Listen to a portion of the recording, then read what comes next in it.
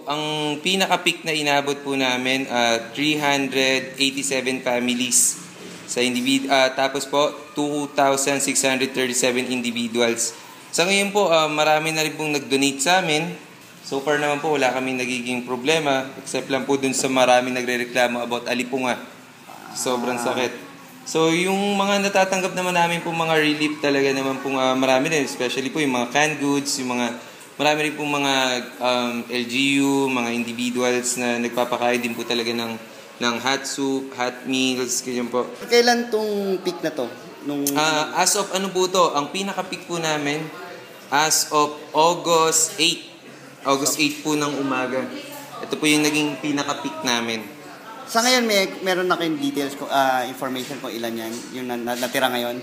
Konti pa rin po yung umuwi kasi nga gawa nga ng sinisilip pa lang nila yung bahay nila. So parang for example po, sa isang pamilya, meron lang isang umuwi muna, tinitignan yung bahay, naglilinis, tapos andito pa rin yung mga bata.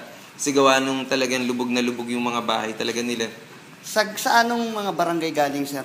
So usually po, ang in-accommodate po nung Concepcion Elementary School, lahat po taga-barangay Tumana. Mga individuals, mga tao na talagang nagdadala dito ng pagkain talaga. So binabalance namin yung bawat dala.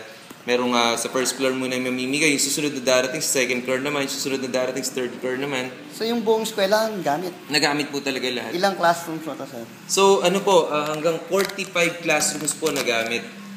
So 45 classroom po, tapos yung iba kasi hindi naman na pwedeng ipagamit yung mga library kasi talagang alanganin na yung may mga computers na rin kasi. Tapos yung gym namin nagamit din. So kung di po ako nagkakamali, umabot ng 150 individuals yung nandyan. Tapos kasi nga talagang hindi na rin kaya ng mga classrooms. Nag-overflow na rin talaga. Sobrang dami na rin ng tao.